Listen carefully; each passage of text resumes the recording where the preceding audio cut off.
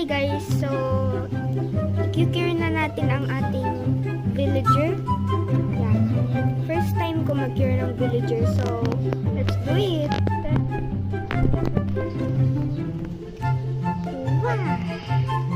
Ay, naglag pa. Ay, natama. Ano na? Oh my gosh, nag-cure na siya. May hawak ka pang itlog ha. Itlog yarn. A few moments later. Hala, ang bagal mo mag-cure ba?